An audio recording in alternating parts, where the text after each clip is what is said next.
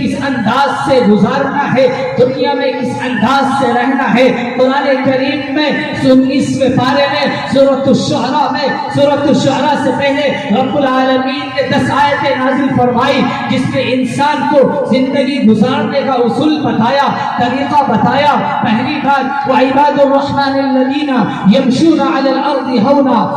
کہ اے لوگوں رحمان کے بندے یعنی اللہ کے بندے وہ ہوتے ہیں الذین یمشون علی الارض ہونا، کہ جب زمین پر چلتے ہیں تو عاجزی کے ساتھ چلتے ہیں، انکساری کے ساتھ چلتے ہیں، کبر و نخوت کے ساتھ نہیں چلتے، تکبرانہ انداز میں نہیں چلتے، چودھری کہہ کر اپنے آپ کو نہیں کہلواتے، اپنے آپ کو کسی اونچی برادری کا نہیں کہلواتے، سینہ کو اٹھا کر نہیں چلتے، بلکہ وقصد فی مشیک واغضض من صوتک۔ اللہ نے فرمایا اے لوگوں جب تم زمین میں چلو تو میانہ روی اختیار کرو، عاجزی کے ساتھ چلو، انکساری کے ساتھ چلو۔ یہ قرآن کا پیغام ہے، جس قرآن کی نسبت اللہ کی طرف ہے، جس قرآن کی نسبت محمد مصطفیٰ کی طرف ہے، وہ قرآن ہمیں کہتا ہے کہ تمہیں دنیا میں کیسے رہنا ہے، چونکہ اللہ کے نبی نے فرمایا کہ مومن کی زندگی اس دنیا میں مسافر کی طرح ہے۔ جس طریقے سے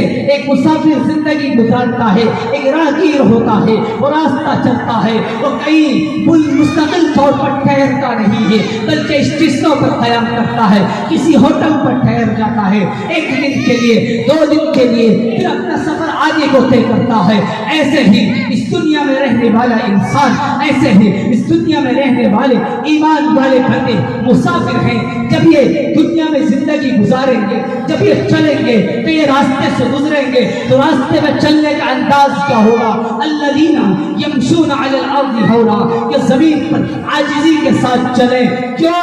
اس لیے کہ اس انسان کو مٹی سے بنایا گیا ہے، اس انسان کو مٹی سے پیدا کیا گیا ہے، مٹی کی فطرت میں عاجزی ہے، مٹی کی فطرت میں انکساری ہے، مٹی کی فطرت میں فروتنی ہے۔ مٹی کو آپ روڈ ڈالیے، مٹی کو کھود کر آپ گھر بنا لیجئے، مٹی پر آپ ہل چلا لیجئے، مٹی پر آپ گاڑی چلائیے، لیکن مٹی کبھی آپ کو اوپر نہیں کرتی۔ مٹی آپ کو یہ نہیں کرتی کہ اے انسان مجھے کیوں روز رہا ہے، اے انسان مجھے کیوں کھود رہا ہے، اے انسان میرے اندر کیوں کٹھا کر رہا ہے، بلکہ مٹی تمام مشقتوں کو، تمام پریشانیوں کو جھیلتی ہے۔ اس لیے انسان کو مٹی سے بنایا گیا تاکہ مٹی والی عاجزی، مٹی والی انکساری اس انسان کے اندر آ جائے۔ لیکن جب انسان دنیا میں آیا تو اپنی عاجزی کو، اپنی انکساری کو، اپنی فطرت کو انسان بھول گیا اور اپنے آپ کو برادری کے نام پر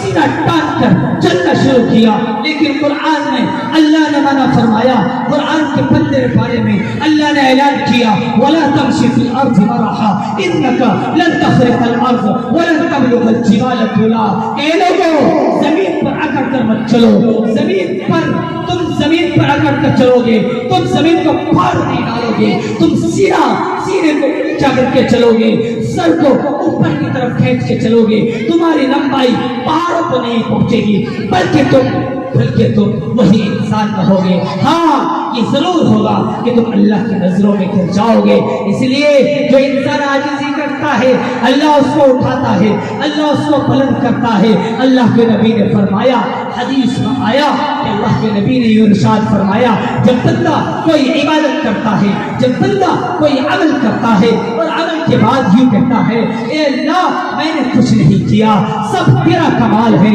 اللہ سب تیرا فضل ہے، مجھ سے تو کچھ نہ بن سکا، اے اللہ سب تیرے فضل سے ہوا ہے، تو اللہ کہتا ہے نہیں میرے بندے، نہیں اے مصطفیٰ بات کے رہنے والوں، اپنے دل و دماغ میں باتوں کو پیوست کرنا اور عمل کی نیت سے سننا اور زندگی میں داخل کرنا۔ اللہ کہتا ہے اے بندے تو نے کیا ہے، تو ہی اپنے پیر سے چل کر مسجد کی طرف گیا تھا، تو نے ہی پیسے کا انتظام کر کے تو بیت اللہ کی طرف حج کرنے کے لیے گیا تھا، تو نے اپنی خواہشات کو روکا، تو نے میری فرما برداری کی۔ لیکن جب بندہ جمعے کے نماز پڑھ کر اور عید بقر عید کی نماز پڑھ کر تم جمعہ پڑھ کر اور اپنے اللہ کے سامنے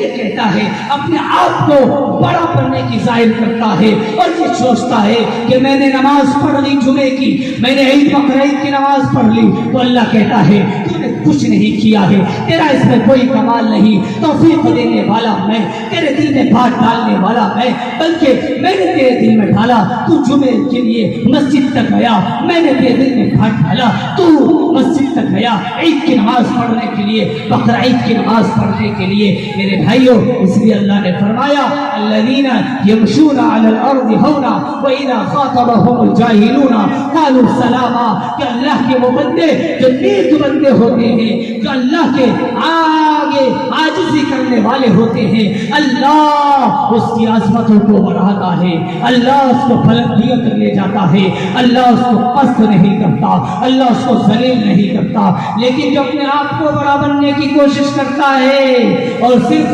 برادری کے نام پر،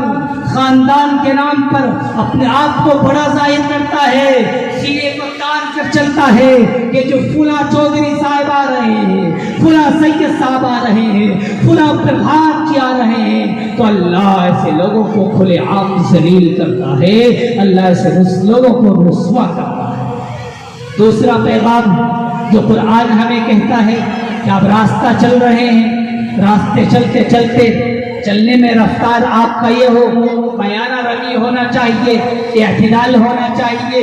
آپ سینے کو تان کرنا چاہیے، سر کو اٹھا کر نہ چلیے، اور پھر جب راستے میں چلو گے تو دو قسم کے لوگ ملیں گے، کچھ اچھے لوگ بھی ہوں گے، کچھ برے لوگ بھی ہوں گے، کچھ وہ ہوں گے جو آپ کو سلام کریں گے، مصافحہ کریں گے، آپ ان کا شکریہ ادا کریں گے، آپ دونوں کے درمیان محبت بڑھ جائے گی، اور کچھ وہ لوگ ہوں گے جو آپ کے سامنے جھگڑالو باتیں کریں گے، جو آپ کو اکسائیں گے، جو آپ کو بھڑکائیں گے، جو آپ کو غلط طرح تھپی کسیں گے اور نہ جانے کیسی کیسی باتیں کہیں گے۔ اے لوگوں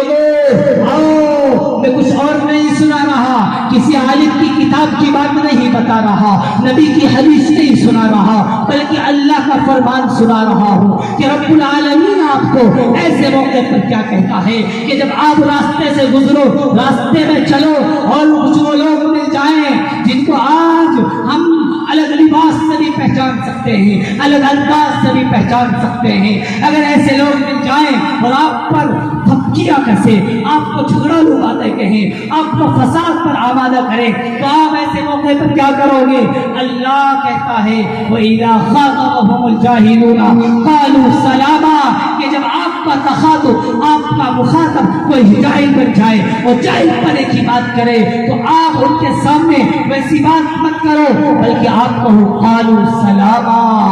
تم سلامتی کا پیکر بن جاؤ، تم سلامتی کا پیکر بن جاؤ، صبر و تحمل کے دامن کو تھام لو اور اپنے آپ کو کنٹرول کر لو، بلکہ یہ کہہ دو بھائی آپ کی یہ بات غلط ہے، میں ایسا نہیں، اور اس زمانہ، یہ زمانہ تو وہ زمانہ ہے، اگر آپ کسی سبزی منڈی میں چلے جائیں، کسی بازار میں چلے جائیں تو نہ جانے کیسے کیسے لفظ سننے کو ملتے ہیں اور کیا کیا الفاظ آپ کے کانوں میں پڑیں گے کہ ملا جی آ رہے ہیں، مولوی صاحب آ رہے ہیں، اور نہ جانے کیسے کیسے الفاظ سنیں گے۔ ایسے موقع پر آپ کی ذمہ داری بنتی ہے کہ آپ جھگڑالو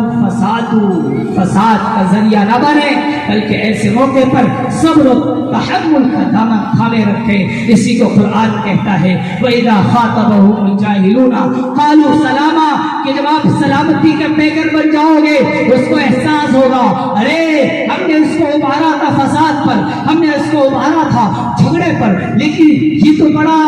نیک انسان ہے، بڑا عزت دار لگتا ہے، تو ایسے موقع پر اس کے دل میں آپ کی محبت آئے گی، اس کے دل میں آپ کی الفت جاگ اٹھے گی، تو آپ کو بھی وہ اگر مسلمان ہوگا تو آپ کو بھی سلام کرے گا، گویا کہ دونوں کے درمیان سلام ہوگا، یہ محبت بڑھے گی، محبت میں اضافہ ہوگا۔ اس لیے اس قرآنی آیات کی روشنی میں کہا گیا کہ مسلمان جب ایک دوسرے سے ملے خاص طور سے تو ایک دوسرے کو سلام کرنا چاہیے۔ اللہ کے نبی نے فرمایا تقرأ السلام تعرف ان لم تعرف، کہ تم सलाम को आम करो, चाहे तुम एक आदमी को पहचानते हो या ना पहचानते हो, लेकिन सलाम हर एक को करो, इससे तुम्हारे दरमियान मोहब्बत होगी। अगर दो आदमियों के दरमियान इख्तिलाफ हो जाए, इंतशार हो जाए, तो जो आदमी सलाम में पहल करेगा, अल्लाह के नबी ने फरमाया अल-बादिउ बिस्सलामी बरीउन मिनल किब्र, कि जो सलाम में पहल करने वाला होता है वो तकब्बुर से बरी होता है। इसलिए मुसलमानों, सलाम को आम करो। अल्लाह के नबी ने फरमाया कि 3 लोग वो होंगे, 3 सिफात जिनके अंदर पाई जाएगी, हम उनको जन्नत में दाखिल फरमाएंगे। पहली सिफत इफ्शाउस सलाम,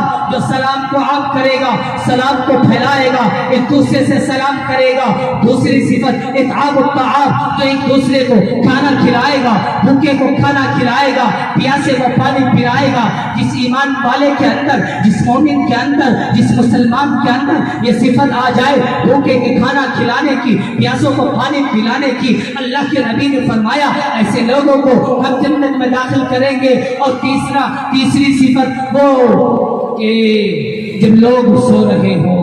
जब लोग सो रहे हो, अपनी नींद के आगोश में हो, तो ईमान वाला बंदा उठता है, अल्लाह के सामने अपने रुकू और सजदे को बजा लाता है, अल्लाह के सामने अल्लाह की किबरियाई को बयान करता है, अल्लाह की वहदानियत को बयान करता है। अल्लाह के नबी ने फरमाया इन 3 सिफात वाले लोगों को हम जन्नत में दाखिल करेंगे। और कुरान का तीसरा पैगाम, जो कुरान हमें और आपको मुखातब बनाकर कहता है, कुरान का जो मुतालबा है, कुरान का जो तकाजा है, वो ये है, कुरान में कहा गया वल्लज़ीना इज़ा अनफ़क़ू लम युस्रिफ़ू व लम यक़्तुरू व कान बैन ज़ालिका क़वामा, के ईमान वाले अल्लाह के नेक बंदे जो होते हैं, जब अल्लाह उनको माल देता है, दौलत देता है, तो अपनी दौलत को, अपने माल को फजूल खर्च में खत्म नहीं करते हैं, और ना वो बुख्ल करते हैं, न तक़दीर करते हैं। तो अलग लफ्ज़ है बुख्ल करना, यानी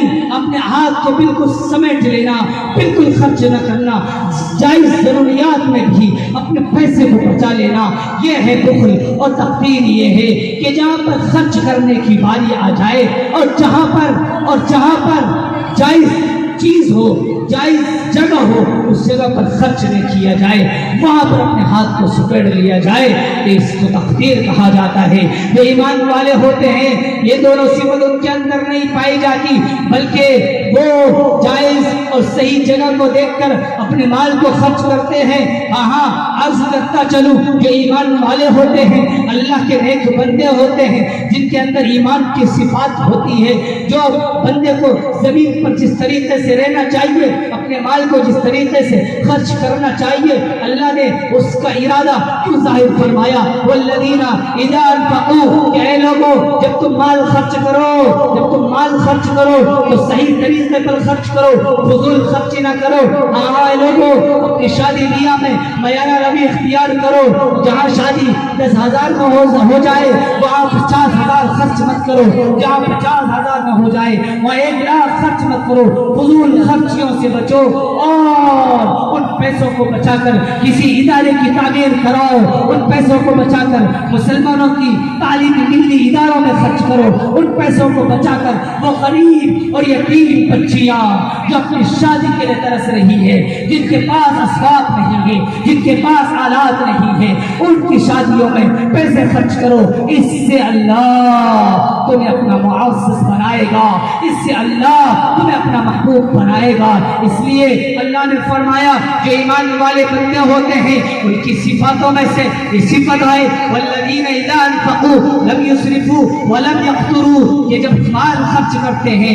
तो भी मयाना रवि इख्तियार करते हैं, इअ्तिदाल के साथ खर्च करते हैं। और इन तमाम कामों के करने के बाद जब रात की तन्हाई आती है, मस्जिदों में जाते हैं तो क्या करते हैं वल्लज़ीना यबीतूना लिरब्बिहिम सुज्जदन व क़ियामा, ये जब रातों को रात गुजारते हैं, रात की तन्हाई में होते हैं, तो अपने रब के सामने सजदा करते हैं, अपने रब के सामने खड़ा होते हैं, क़याम की हालत में, सजदे की हालत में अपनी रातों को गुजारते हैं, और अल्लाह से गिड़गिड़ाते हैं, अल्लाह से रोते हैं, और اللہ کے سامنے اپنی کمزوری کو, اپنی عاجزی کو بیان کرتے ہیں اور اللہ سے کہتے ہیں اے اللہ تو ہی پریشانیوں کا حل کرنے والا ہے. اور ہاں جو ایمان والے بندے ہوتے ہیں والذین لا يدعون مع اللہ الہا آخر, جب وہ اللہ کے سامنے ہاتھ پھیلاتے ہیں تو اللہ کے علاوہ کسی اور کو نہیں پکارتے بلکہ صرف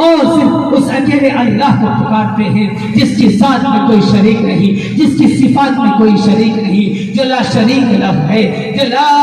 شریک لہ ہے, جو نظام کو چلاتے میں تھکتا نہیں, جو اس کے بڑے نظام کو چلاتے میں جسے کبھی اونگ نہیں آتی, جسے کبھی نیند نہیں آتی. لا تأخذہ سنۃ ولا نوم لہ ما فی السماوات وما فی الارض, زمین و آسمان میں جو کچھ ہے اسی اللہ کا ہے, اسی اللہ کا ہے, اسی بادشاہ کا ہے, اسی خالق کا ہے. وہ تمام چیزوں کا خالق ہے. خالق کل شیء, خالق کل شیء, مالک کل شیء, تمام چیزوں کا مالک ہے, تمام چیزوں کا خالق ہے. اس اکیلے اللہ کو پکارتا ہے, اس اکیلے اللہ کے سامنے اپنی ضرورتوں کو رکھتا ہے. کسی پیر کے سامنے, کسی مشکل کشا, کسی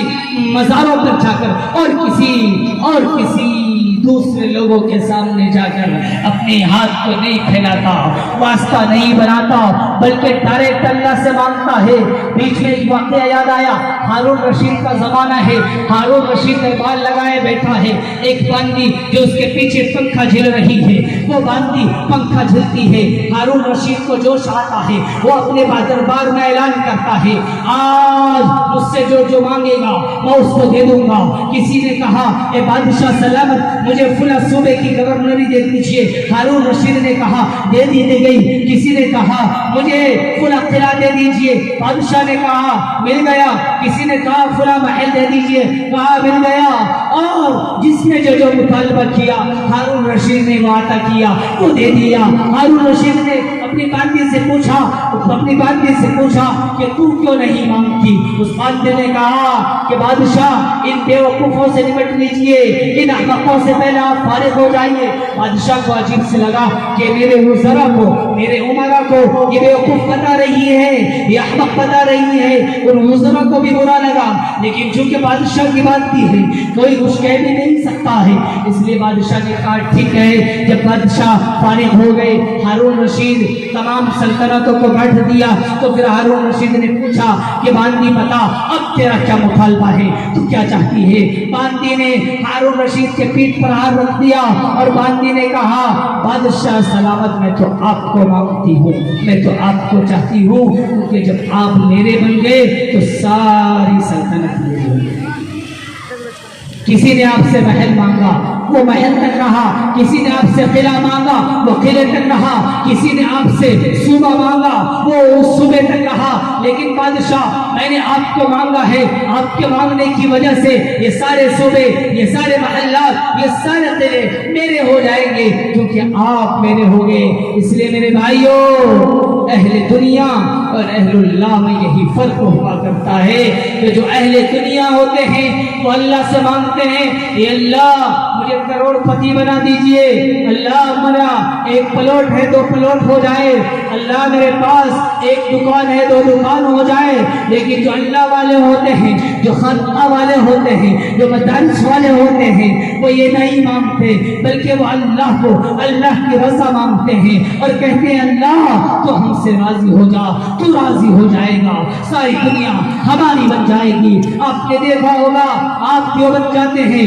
علماء کے پاس بیٹھتے ہیں, خانقاہ رائے پور جاتے ہیں, بڑے بڑے بزرگوں کے پاس جاتے ہیں. ہمیں نے اپنے آنکھوں سے دیکھا ہے بڑے بڑے وزراء عمراء کو میں نے دیکھا ہے جو کوٹھیوں کا مالک ہے, جو اربوں خربوں کا مالک ہے, جو بڑی بڑی گاڑیوں کا مالک ہے. جب ان اللہ والوں کے پاس جاتا ہے تو ان اللہ والوں کے سامنے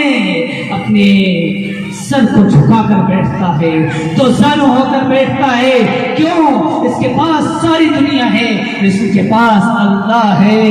یہ دنیا کو لے کر کچھ نہیں کر سکتا, یہ اللہ کو لے کر سب کچھ کر سکتا ہے. اس لیے اہل دنیا اہل اللہ کے پاس سر جھکا بیٹھے ہیں. یہ اللہ مجبور کرتا ہے کہ تم اہل اللہ کے پاس جا کر سر اٹھا کر نہیں بیٹھ سکتے, اہل اللہ کے پاس جا کر تم تکبرانہ انداز میں نہیں بیٹھ سکتے, بلکہ تم تواضع کے ساتھ انکساری کے ساتھ بیٹھو گے، یہی فرق ہوتا ہے اہل دنیا میں اور اہل اللہ میں۔ اس لیے میرے بھائیوں،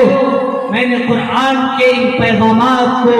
آپ کو سنایا کیونکہ قرآن کی نسبت پر اس مجلس کو سجایا گیا ہے۔ قرآن کو ان بچوں نے اپنے سینے میں سجایا ہے، قرآن کو ان بچوں نے اپنے سینے میں محفوظ کیا ہے، اور ان کے والدین بڑے خوش قسمت ہیں کہ جب یہ بچے میدان محشر میں ہوں گے، جب ان کو تاج پہنایا جائے گا تو ان کے والدین جن کے لیے جہنم کا فیصلہ کر دیا گیا ہوگا، ان کے وہ رشتہ دار جن کے لیے جہنم کا فیصلہ ہو گیا ہوگا، ان حافظ قرآن سے کہا جائے گا کہ تم مطالبہ کرو، کیا مطالبہ کرنا چاہتے ہو؟ یہ بچے اللہ سے کہیں گے اے اللہ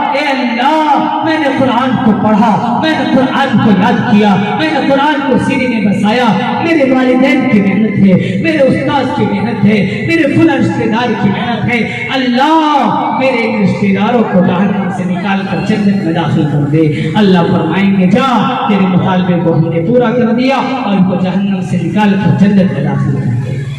یہ حافظ قرآن ہے، یہ قرآن ہے جس قرآن کی نسبت اللہ کی طرف ہے، جس قرآن کا مالک اللہ ہے، جس قرآن کی حفاظت کی ذمہ داری اللہ نے لی ہے، اور جس قرآن کو نازل کیا گیا ہے محمد مصطفیٰ صلی اللہ علیہ وسلم کی طرف، جو امام الانبیاء ہے، احمد مصطفیٰ ہے، خاتم النبیین ہے، اس نبی کی طرف جو نبی الرسل ہے، اس نبی کی طرف جن کی عظمتیں میں نے بیان کی۔ قرآن جگہ جگہ پر ان کا تذکرہ کرتا ہے۔ اسی قرآن کا یہ پیغام ہے کہ اے لوگوں، جب تم زمین پر چلو گے تو نرم انداز سے چلنا، مایہ روی کے ساتھ چلنا، اعتدال کے ساتھ چلنا، سینے کو اکڑ کر نہ چلنا، اور سینے کو اٹھا کر نہ چلنا، اور اپنے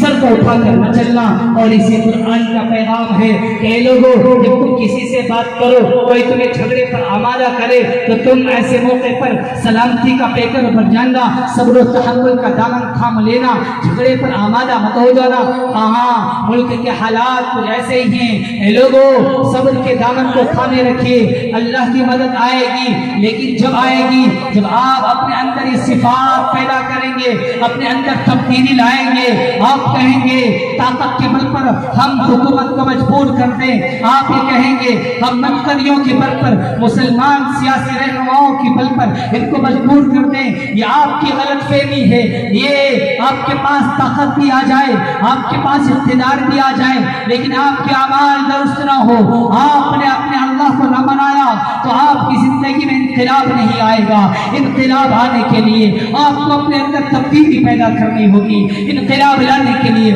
اپنے آپ کو بدلنا ہوگا، اپنے گھر کے ماحول کو بدلنا ہوگا، اپنی سوسائٹی کو بدلنا ہوگا، اپنی زندگی کے روش کو بدلنا ہوگا، اور زندگی کے روش کو اسی طرز پر، اسی طریقے پر لانا ہوگا جس کا قرآن مطالبہ کرتا ہے۔ قرآن کہتا ہے کہ لوگوں، جب تم راستے میں چلو تو درمیانہ رفتار سے چلنا، جب کسی سے بات کرو تو پیار اور محبت کے ساتھ بات کرنا۔ قرآن کہتا ہے کہ لوگوں، جب تم رات گزارو تو اللہ کے سامنے عاجزی کے ساتھ، انکساری کے ساتھ اللہ کے سامنے گڑگڑا کر گزارنا۔ قرآن کا پیغام ہے اے لوگوں، جب تمہیں اللہ مال دے، دولت دے، تو اس مال کو بے جا خرچ نہ کرنا، اس مال کو فضول خرچی میں نہ کرنا، بلکہ ان یتیم بچوں کے پیچھے، ان یتیم بچیوں کے پیچھے، ان مدرسوں کے پیچھے، ان تعلیمی اداروں کے پیچھے خرچ کرنا۔ اللہ تمہیں اس کے بدلے کیا دے گا؟ یہ اعمال اگر اپنی زندگی میں لاؤ گے، اپنے رفتار میں صحیح کرو گے، اپنے چال کو، اپنے قال کو، اپنے گفتار کو، اپنے رفتار کو صحیح کرو گے، اللہ کیا دے گا؟ اولئک یجزون الغرفۃ بما صبروا۔ اللہ کہتا ہے کہ جو لوگ ان اعمال کا پابند بن جاتے ہیں، جو لوگ ان اعمال کو اپنی زندگی میں داخل کر لیتے ہیں، اللہ رب العزت والجلال ان کو جنت کے بالا خانے عطا فرمائیں گے۔ جنت جیسی نعمتیں انہیں عطا فرمائیں گے. آخرت کی زندگی خوشگوار ہوگی, اس سے پہلے دنیا کی زندگی بھی خوشگوار ہوگی. اس لیے میرے بھائیوں, ان علماء کی قدر کیجئے, ان قرآن والوں کی قدر کیجئے, ان حفاظ کی قدر کیجئے اور اپنی زندگی میں تبدیلی لائیے. اللہ رب العزت والجلال ہمیں اور آپ کو کہنے سننے سے زیادہ عمل کی توفیق عطا فرمائے. اور ابھی بڑے بڑے علماء آپ کے سامنے ہیں, ان کی قیمتی بیانات آپ کے سامنے آئیں گے. تمام کے بیانات کو غور سے سنیں اور اپنی زندگی میں تبدیلی لانے کی نیت سے سنیں. اللہ ہم سب کو عمل کی توفیق عطا فرمائے. آمین. وآخر دعوانا ان الحمد للہ رب العالمین.